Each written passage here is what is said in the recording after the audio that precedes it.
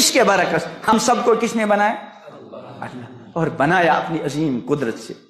سب سے پہلے سوچو بنایا کس سے؟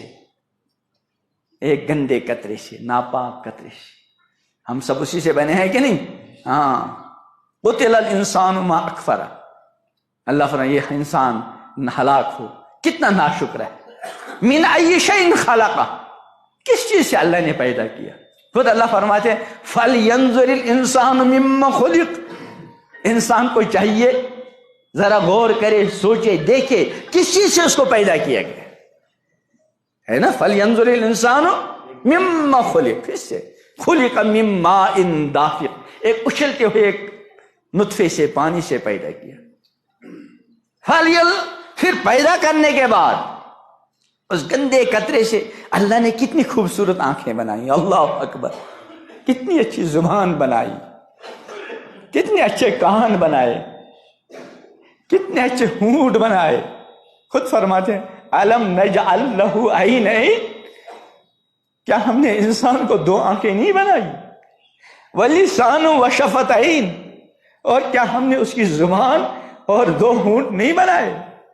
دنیا کی کوئی طاقت ہے جو ایسی خوبصورت آنکھیں ہم کو دے، ایسی خوبصورت زبان دے، ایسے خوبصورت ہونٹ دے، ایسے خوبصورت دانت دے، ایسے خوبصورت ہاتھ پیر دے؟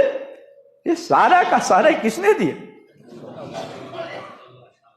دنیا میں کوئی معمولی با اختیار وزیر ہمارے بیٹے کو نوکری دے، وہ پوری زندگی اس کے شکر گزار رہتے ہیں، حالانکہ دیا کیا؟ اس نے سفارش کی، اس کی وجہ سے ہمارا بچہ نوکر بن گیا۔ بھائی نوکری کا مطلب کیا ہے؟ بھائی نوکر بن گیا، اس نے ہمارے بچے کو نوکر بنا کر کمانا سکھلایا، ہم پوری زندگی کے اس کے شکر گزار رہے، اور اللہ نے کیا کچھ نہیں دیا، کیا کچھ نہیں دیا۔ ایسے ایسے قیمتی اعضاء دیے کہ ساری دنیا مل کر ایک آنکھ کی قیمت نہیں دے سکتی۔ کوئی غریب آدمی ہو، اس کے پاس مان لیجئے کھانے کو نہیں، پینے کچھ بھی نہیں، مکان نہیں، اس کو کوئی کہہ دے کہ بھائی تمہارے پاس دو آنکھیں ہیں، ایک دے دو، 2 کروڑ روپے لے لو، ہے کوئی تیار؟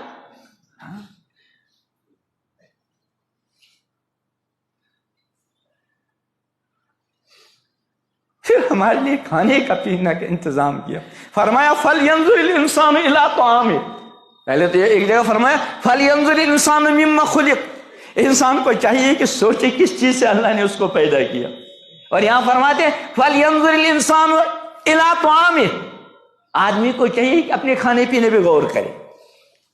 پھر تھوڑی تفصیل بتا دی کہ اَنَّا صَبَبْنَا الْمَاءَ صَبًّا، کثرت کے ساتھ پانی برسایا۔ آپ ماشاءاللہ سب کاشتکار ہیں، زمینداری ہیں، کچھ نہ کچھ تو ہوتا ہی ہے، تو دان کی زمین بھی ماشاءاللہ۔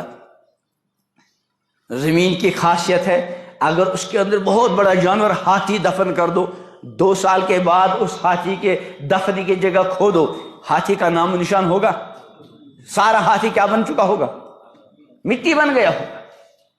جس زمین نے ہاتھی کو مٹی بنایا تھوڑے عرصے میں، ہمارا وہ بیج کا دانہ، چاول کا، مکی کا، سرسوں کا، مٹی اس کو اپنے ساتھ مٹی نہیں بنا سکتی تھی، لیکن نہیں بنایا۔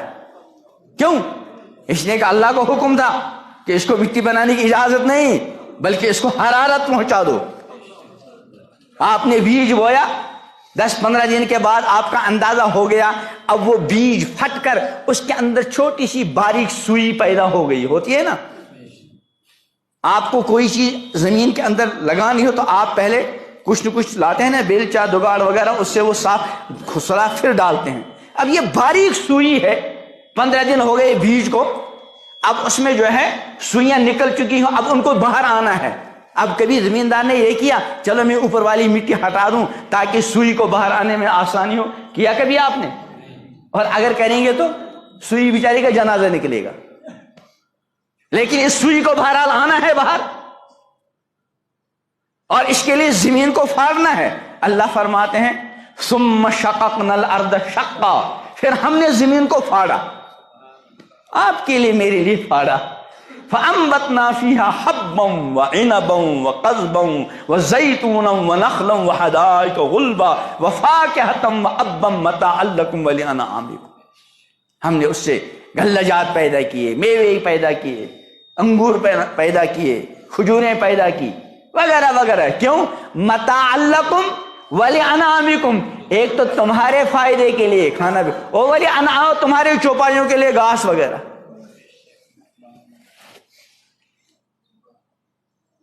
پھر ہمارے والدین نے وہ کھانا کھایا. اللہ اکبر. آپ نے دیکھا ہوگا دھان کوٹتے ہیں نا، مکی کو پیستے ہیں، سرسوں کا تیل نکالتے ہیں، تو اس کے لیے کیا ہوتی ہے؟ مشین ہوتی ہے نہیں ہوتی؟ کس کی ہوتی ہے؟ لکڑی کی؟ ہاں، لوہے کی. مضبوط چیز ہے نا لوہا. لیکن اگر آپ دھان کی مشین کے اندر سرسوں کو ڈالیں گے، تیل نکلے گا؟ نہیں نکلے گا. تیل کی مشین میں، سرسوں والی مشین میں آپ دھان ڈال دیں، چاول نکلے گا؟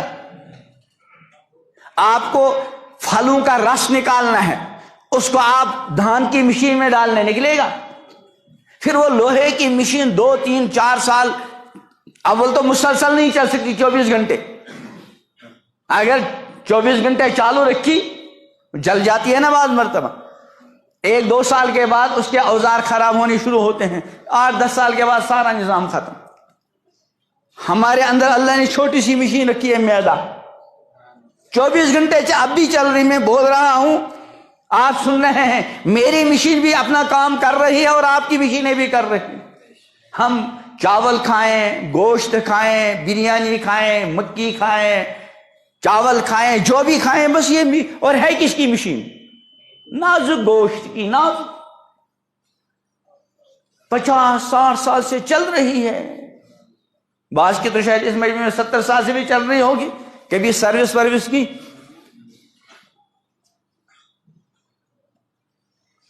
فَلْيَنْظُرِ الْإِنسَانُ مِمَّ خُلِقَ فَلْيَنْظُرِ الْإِنسَانُ إِلَىٰ طَعَامِهِ. بہرحال میں دور پہنچ گیا. میں عرض کر رہا تھا اللہ نے ہم کو پیدا کیا، بھیجا، سانس کا سلسلہ جاری رکھا. اللہ اکبر. یہ جو سانس کا سلسلہ ہے نا، کھانے کے بغیر آدمی 1-2 دن زندہ رہ سکتا ہے، لیکن سانس کے بغیر 1 منٹ بھی. کھانے کے لیے ہم کو کچھ نہ کچھ کرنا پڑتا ہے. اگر والدہ نے سامنے لا کر رکھ دیا، پھر بھی لقمہ خود لینا ہوگا، منہ میں ڈالیں گے، چبائیں گے، پھر نیچے کو لے جائیں. کچھ نہ کچھ تو کرنا پڑا. اگر اللہ سانس کے لیے بھی یہ ضابطہ رکھتا کہ جتنی سانسیں چاہو لے لو، کوئی فیس، لیکن لینی خود پڑے گی اور باہر کو سانس خود چھوڑنی پڑے گی. ہم تو سانس لینے سے ہم کو فرصت نہ ملتی. کوئی سوتا بھی سانس کے سلسلے کو جو ہماری زندگی کی بقا کے لیے سب سے اہم ہے، اس کو چھوڑ ایسے چالو رکھا، کچھ بھی نہیں کرنا پڑتا. کھانے پینے کا انتظام کیا، سونے کا انتظام. نیند اللہ کی اتنی عظیم نعمت ہے. پوچھو ان لوگوں کو سے جن کی نیند چھن جاتی ہے، 2 گھنٹے کی نیند کے لیے کئی گولیاں کھانی پڑتی.